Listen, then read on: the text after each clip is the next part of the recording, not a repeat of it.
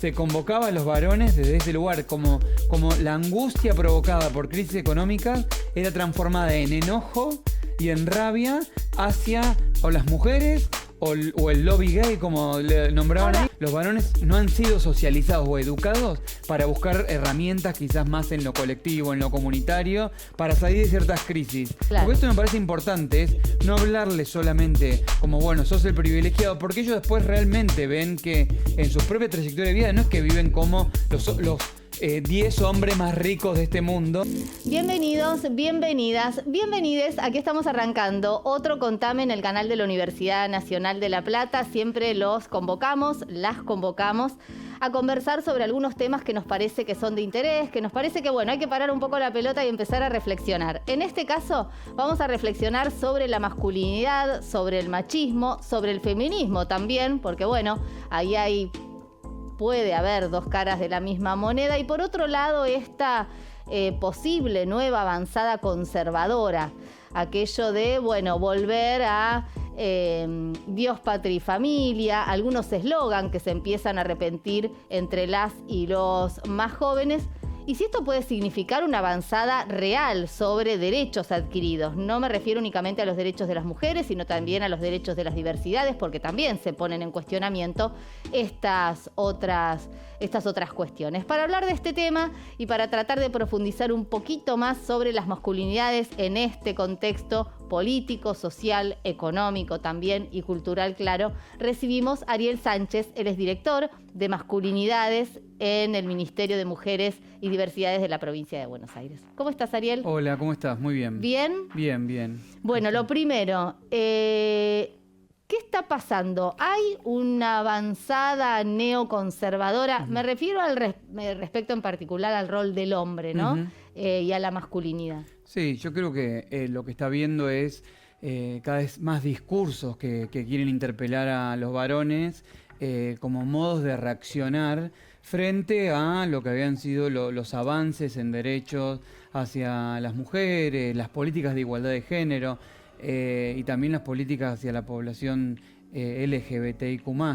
Pero sobre todo, me parece que lo que hay es una interpelación hacia los varones muchas veces, que no quiere decir que esté solamente compuesta por varones, pero sí como una convocatoria a los varones a rechazar políticas de Estado, políticas democráticas de mayor igualdad. Creo que las narrativas, no solo acá en nuestro país, que ya están como oficializadas a través del gobierno nacional, sino también en otros países, han encontrado en las políticas de igualdad un claro enemigo para pensar, digamos, desmantelamiento de políticas de derecho en general y políticas de Estado en general. No es algo que suceda solo aquí, pero sí, yo creo que cada vez hay más de forma reactiva discursos que parecen a veces ser más conservadores inclusive que generaciones anteriores, como que hay una vuelta a discursos que ya parecían discutidos, pensados, reflexionados y que no estaban tan claros, ¿no? Empieza como a naturalizarse cada vez más, sobre todo construyendo como una cierta guerra hacia los feminismos y las políticas de igualdad de género. Ahora, uno piensa, o pensábamos que era una discusión saldada absolutamente, te diría ya hace muchos años, esto de la igualdad entre el hombre y la mujer. Bueno, no es una discusión saldada. No creo que sea una discusión saldada y yo creo que tampoco hubo tantas estrategias para convocar a los varones en esas conversaciones, ¿no? Y ahí hago como más mea culpa, digamos, o autocrítica en quienes... en los varones que nos hemos dedicado muchas veces desde organizaciones políticas, desde diferentes instituciones de la sociedad civil, pero también desde el Estado, a pensar políticas desde feministas o políticas de género orientadas a varones, muchas veces no hemos encontrado las formas de convocarlos a esa conversación. Y también lo que sucedió en estos años fueron... hay un contexto que... puso en jaque, nosotros muchas veces siempre decimos dos crisis, ¿no? Una crisis que capaz que es económica, material, que se han visto truncos, si se quiere, proyectos económicos, pero que eso dialoga también con una crisis más del orden simbólico, del puesta en duda del lugar que deberían ocupar los varones en la sociedad, ¿no? Como que empieza a ser cuestionado. Es como que hay dos cuestionamientos. Ahora, ¿no es una discusión conservadora poner al hombre en un lugar y a la mujer en un lugar? Sí, pero vuelve. Es ir desarmando esos mandatos, es como... Es lo más difícil muchas veces, ¿no? Los varones no han sido socializados o educados para buscar herramientas quizás más en lo colectivo, en lo comunitario, para salir de ciertas crisis. Y ante esta situación de incertidumbre provocada por, ya no tenés que ser así como varón, que los feminismos le han puesto en cuestión, o las violencias que se han desnaturalizado, que estaban naturalizadas por años, digamos, formas de violencia, de desigualdad en las tareas de cuidado, violencia física, violencias simbólicas, se ponen en jaque y ponen en duda prácticas que los varones muchas veces tienen naturalizadas como su forma natural de vincularse con el mundo. No encuentran otro modelo, no lo buscaron en muchos casos por sí mismos, organizándose con otros varones, pero tampoco han tenido como tan rápidamente, como han tenido un montón de pibas con los feminismos en la calle, luchando por sus derechos, de dónde agarrarse. Y aparecen estos discursos que vos nombrás muy bien como más conservadores. Que no son inocentes, ¿no? Que no son inocentes, que han sabido leer muy bien esa crisis, ¿no? Esa crisis de incertidumbre, pero esa crisis material también de qué voy a hacer con mi vida, si tengo proyecto de vida, no tengo proyecto de vida, cuál es mi lugar, qué lugar puedo ocupar para volver a ser el centro. Han encontrado en esa crisis formas de nombrarlo. Bueno, tenés enemigas, es el Estado, pero también son las feministas que te quitaron ese lugar. Y eso no sucedió solo acá, sucedió en otras partes del mundo, donde agregan otros enemigos, pueden ser los migrantes. En Estados Unidos fue muy claro, inclusive previo a la primera presidencia de Donald Trump, donde se convocaba a los varones desde ese lugar, como la angustia provocada por crisis económicas era transformada en enojo y en rabia hacia o las mujeres o el lobby gay, como le nombraban ahí, hasta los migrantes. Que Ariel es llamativo, ¿no? Porque, el feminismo fue una lucha de muchos años, y permanente, porque todavía sigue, ¿no? Claro, sigue siendo por los derechos de las mujeres en condiciones de desigualdad objetiva. Sí. No me voy a referir a la casa, a las tareas de cuidado, que vos ya las nombraste, sino, por ejemplo, a los ingresos. Las mujeres ganamos mucho menos que los hombres, tenemos muchas menos posibilidades de acceder a puestos de poder o de jerarquía que los hombres. Sin embargo, la reacción es masculina. Sí, la reacción frente a eso. Claro, cuando en realidad no es un cuestionamiento al hombre en tanto género, sino a una organización social. Sí. Hay una parte ahí que... Sí, donde el hombre se siente atacado. El hombre era convocado, digamos, a ser el centro, digamos, a esa organización. Claro.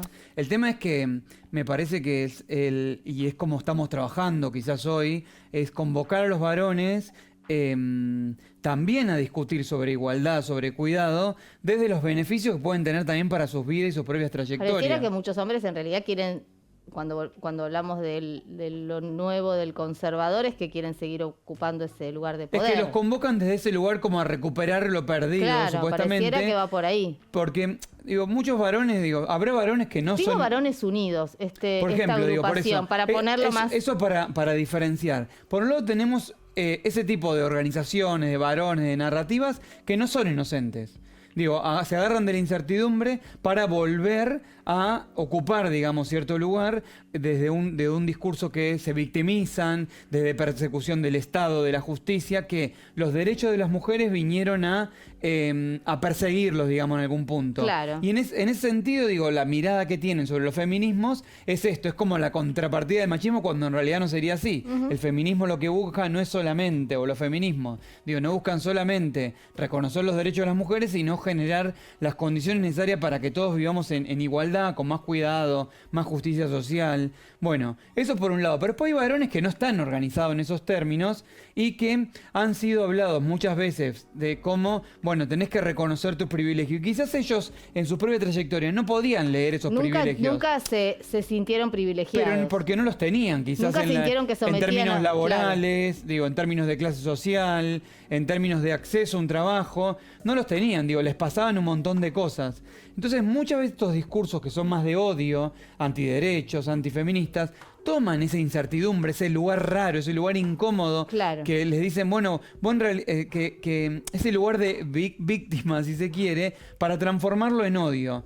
Acá lo que tenemos que empezar a hacer, digo, y creo que el principal enemigo que tenemos desde las políticas de igualdad que se orientan a varones, tanto desde la dirección que tengo a cargo, pero también como otro espacio de militancia, es empezar a convocar a los varones a cuestiones más de cuidado, de igualdad, también reconociendo lo que hacen los mandatos de masculinidad sobre sus vidas. Claro. Porque esto me parece importante, es no hablarles solamente como, bueno, sos el privilegiado, porque ellos después realmente ven que en sus propias trayectorias de vida no es que viven como los 10 hombres más ricos de este mundo. Sí, y a veces los parece mismos que problemas. homogeneizamos como que si todos los varones fuesen esos 10 hombres más ricos del mundo. Claro. Y no lo son. Digo, claramente, quizás tienen como ciertos privilegios en relación a sus pares, digamos, de clase en términos de género, digo, ¿no? Con quienes viven, con el acceso, digamos, a las trayectorias de laborales con sus compañeras, amigas, sus parejas. Digo, quizás sí,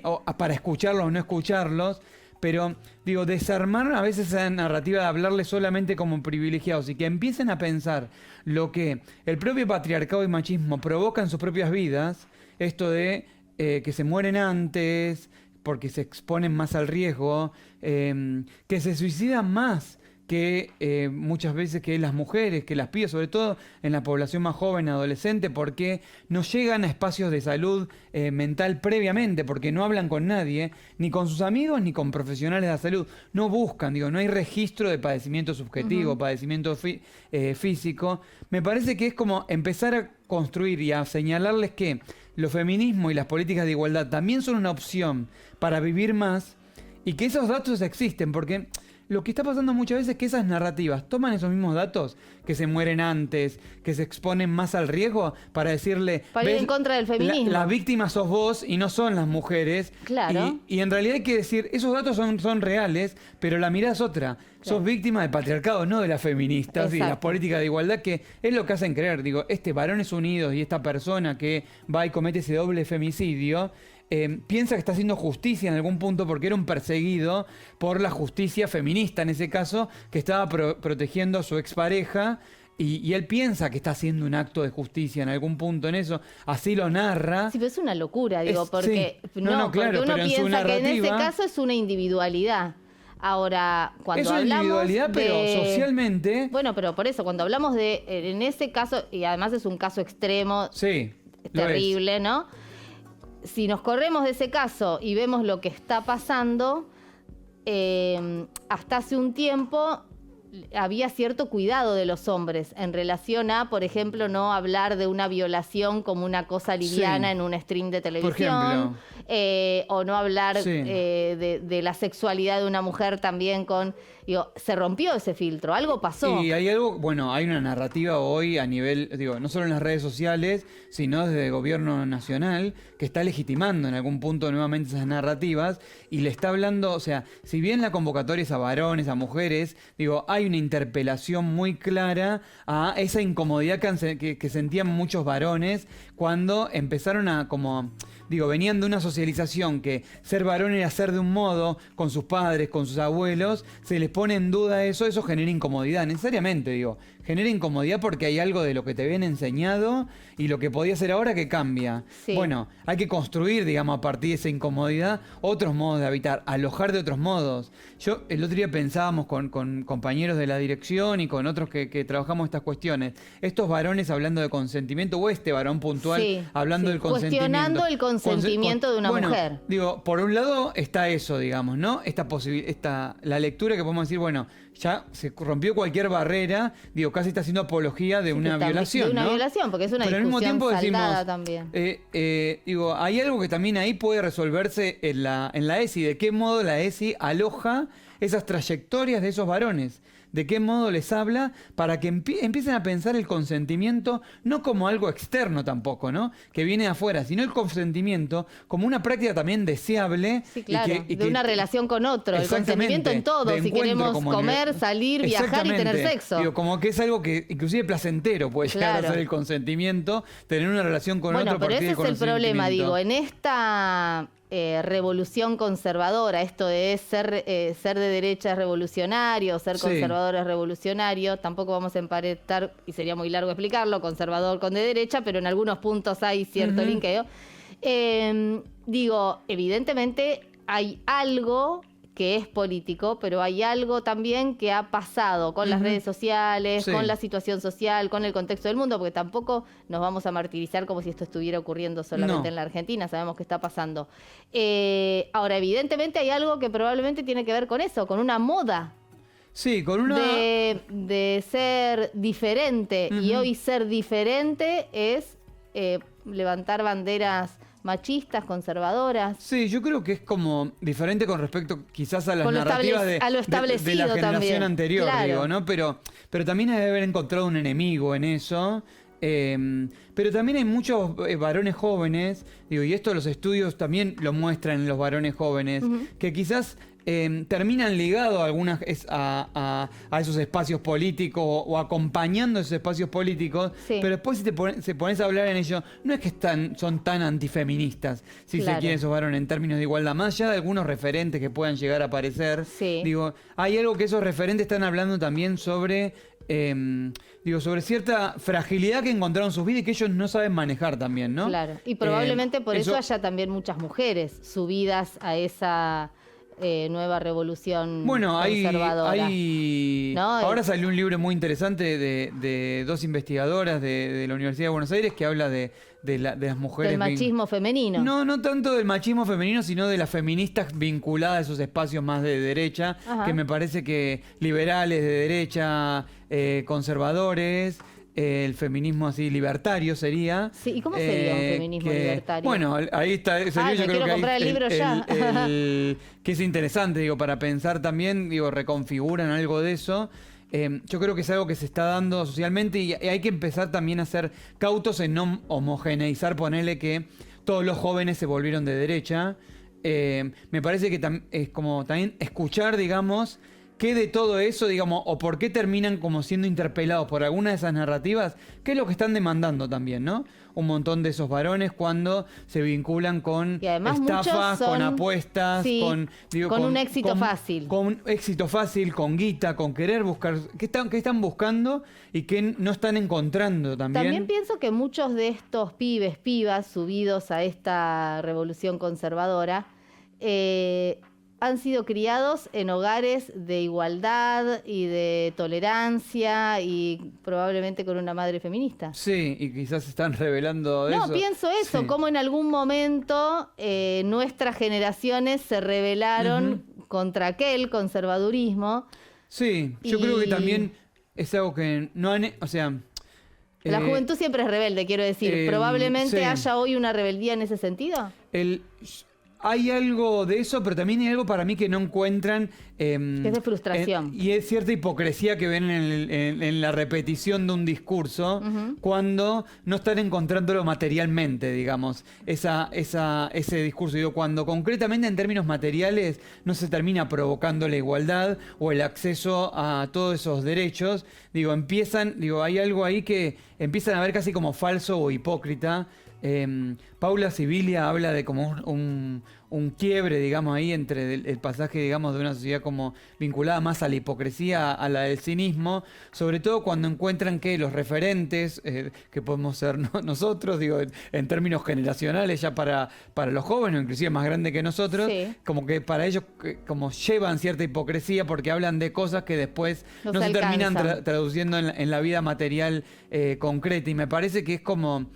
sobre todo escuchar eso es seguir apostando y profundizando para materializar eso que decimos y narramos con la igualdad, con el acceso a la justicia y con quienes creemos que es el Estado que tiene que buscar esa profundización de esos derechos, aunque hoy actualmente, digo, algunos no se están concretizando. Digo, Sí, hay claro. problemas claves que no se están terminando de dar en sus trayectorias educativas, en su su búsqueda vida. de la vivienda, del derecho a la salud, y un montón de derechos que no terminan de materializarse del todo en la vida cotidiana para todas las personas.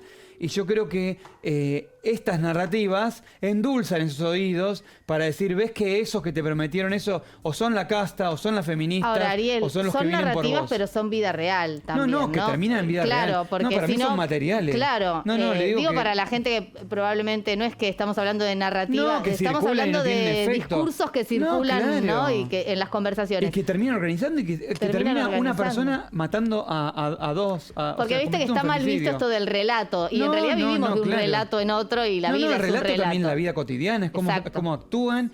Y es muy peligroso un Estado legitimando, un presidente dando un discurso. Ese es el punto ahora. Este es el relato, estas narrativas que chocan con esas otras narrativas y bueno, y ahora estamos todos Sí. en un Pero hay un una que lío. puede provocar crímenes, ¿no? Que- Bueno, el problema es que esas narrativas llevadas al extremo, como el caso de este militante de Varones Unidos, pueden llevar a un doble femicidio.